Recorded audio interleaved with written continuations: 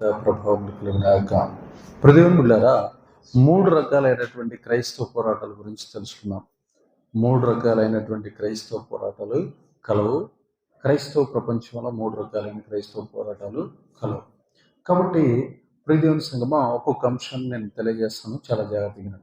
గలతీలకు రాసిన పత్రిక 5వ అధ్యాయం 17 వచనం చూస్తే, గలతీలకు రాసిన పత్రిక 5వ అధ్యాయము, గలతీలకు రాసిన పత్రిక 5వ అధ్యాయం 17 వచనం, 5:17 ఒకసారి మనం ధ్యానిస్తే, శరీరముకు ఆత్మకును, ఆత్మ శరీరముకు విరోధంగా అపేక్షించును, ఇవి ఒకదానికొకటికి వ్యతిరేకంగా ఉన్నవు కనుక మీరు ఏమి చేయ నిశ్చయింతురో వాటిని చేయకుందురు.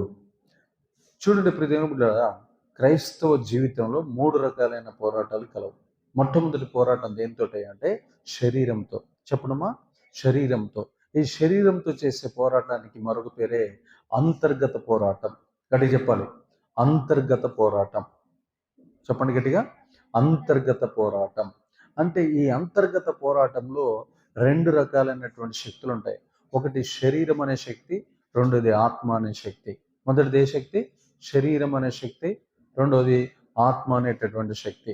మొట్టమొదటి ఈ శరీరం ఏం చేస్తుందంటే ఆత్మకు వ్యతిరేకంగా పనిచేస్తున్నాడు.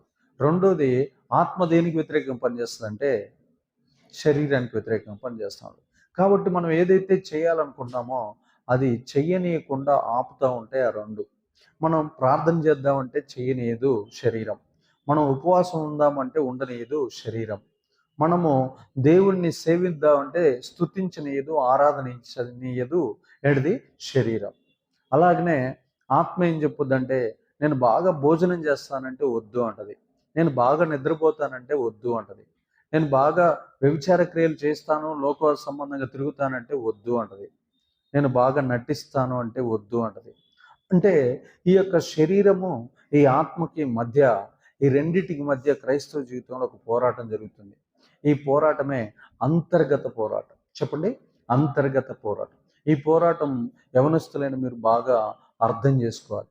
దైవ సేవకులు చెప్తూ ఉన్నప్పుడు వాటిని మీరు గ్రహించి, అవును కదా, నా లోపల ఉన్న ఆత్మకి, నా పైన ఉన్నటువంటి శరీరానికి ప్రతి దినము, ప్రతి క్షణము పోరాటం జరుగుతుంది.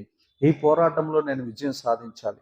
నా మాట, నేను ఆత్మ మాటను వినాలి కానీ నేను శరీరం మాట వినను అనేటటువంటి మనస్సు మన లోపలికి వచ్చును గాక. ఇక రెండవ పోరాటం పేరు అంటే యోహాను సువార్త 16వ అధ్యాయము, యోహాను సువార్త 16వ అధ్యాయము 33వ వచనాన్ని ఒకసారి మనం చూద్దాం. యోహాను సువార్త 16వ అధ్యాయము 33వ వచనాన్ని ఒకసారి మనం చూస్తే, నా యందు మీకు సమాధానము కలుగునట్లు ఈ మాటలు మీతో చెప్పుచున్నా, లోకములో మీకు శ్రమ కలుగును, అయినను ధైర్యము తెచ్చుకునుడి, నేను లోకమును జయించి ఉన్నానన్ను. ఆమేన్. రెండవ క్రైస్తవ పోరాటం పేరు బాహ్యమైన పోరాటం. మొట్టమొదటి పోరాటం పేరు అంతర్గత పోరాటం. రెండో పోరాటం పేరు బాహ్యమైన పోరాటం. ఈ అంతర్గత పోరాటం దేంతో? శరీరంతో చేయాలి. ఈ బాహ్యమైన పోరాటం దేంతో? లోకముతో చేయాలి. చెప్పడమ్మా, దేంతో చేయాలి? లోకముతో చేయాలి. లోకంలో బైబిల్లో ఉన్న పద్ధతులు ఉండవు. నాకెళ్ళి చూడాలి. లోకంలో ఏముండవు? బైబిల్లో ఉన్న పద్ధతులు ఉండవు.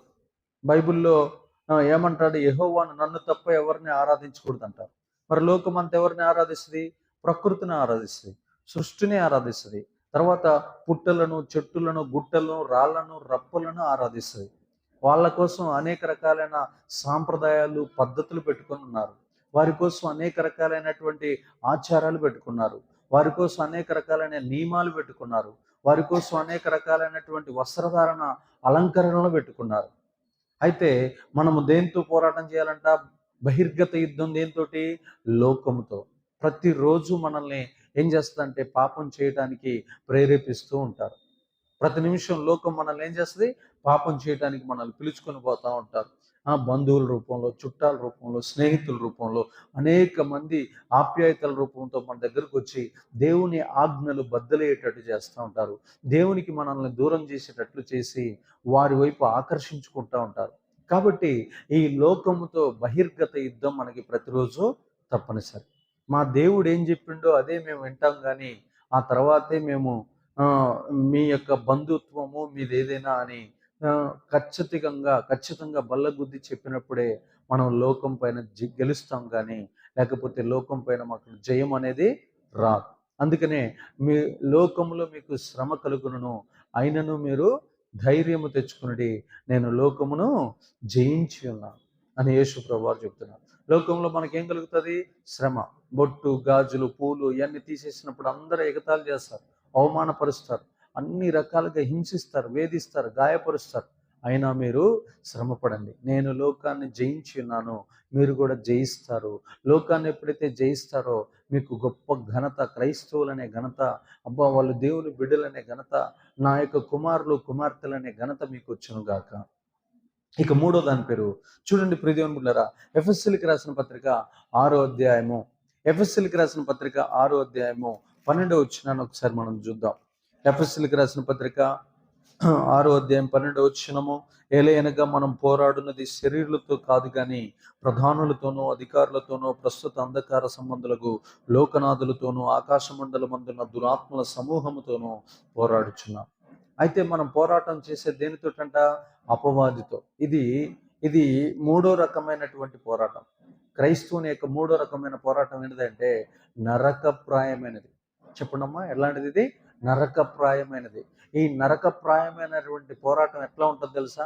ఎవరికైనా దెయ్యం పెడితే అర్థమవుతుంది, ఎవరికైనా మంత్రాలు కనుక చేస్తే అర్థమవుతుంది. అది ఎంత నరకమో తెలుసా? ఎవరికైనా రోగం వస్తే కానీ అర్థమవుతుంది. అది రోగం ఎవరు? ఏ రోగాన్ని తీసుకొని వచ్చేది ఎవరు? అపవాది, సాతాను. అది పోయేదాకా మనం ఎంత పోరాటం చేయాలి? ఒక క్యాన్సర్ వచ్చిందనుకో, ఒక థైరాయిడ్ వచ్చిందనుకో, ఒక భయంకరమైనటువంటి ఇంకా ఏంటి రోగాలు చాలా ఉంటాయి కదా, దీర్ఘకాలిక రోగాలు, థైరాయిడ్, ఇంకా షుగర్ కానీ, ఇంకా క్యాన్సర్ కానీ, ఎయిడ్స్ కానీ, ఇలాంటివి వచ్చినప్పుడు వాటితోటి ఊకనే పోతాయా? మనం ప్రార్థన చేయగానే కొన్ని నెలలు, సంవత్సరాలు పడతారు. అంటే వాటితో పోరాటం ఎంత ఘోరంగా ఉంటుందో తెలుసా? నరకప్రాయం. చెప్పండి, నరకప్రాయం. ఒకటి దేనితోటంట? ఒకటి అంతర్గతమైన పోరాటం, దేనితోటి? శరీరంతో చేయాలి.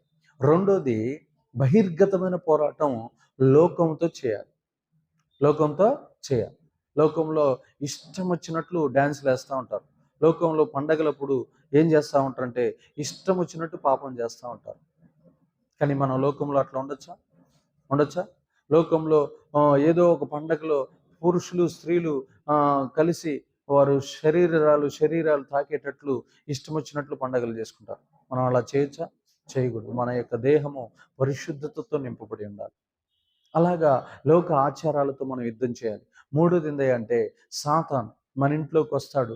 ఎవడినో ఒకళ్ళు పట్టి తాగుబోతుగానో, తిరుగుబోతుగానో, వ్యభిచారిగానో, దొంగగానో, అబద్ధికుడిగానో, మోసగాడిగానో, లేకపోతే ఇలా చేస్తూ డాడీ మానే డాడీ, డాడీ మానే డాడీ, డాడీ వదిలిపెట్టు డాడీ అంటే వదిలిపెట్టాడు అతను. అది నరకమా కాదా? మన డాడీ మన మాట వింటే ఎంత బాగుండు అనుకుంటాం. మా డాడీ నా మాట వింటే ఎంత బాగుండు, మా మమ్మీ నా మాట వింటే ఎంత బాగుండు అనుకుంటాం. కానీ ఆ పోరాటం దేంతో తెలుసా? అపవాదితోటి.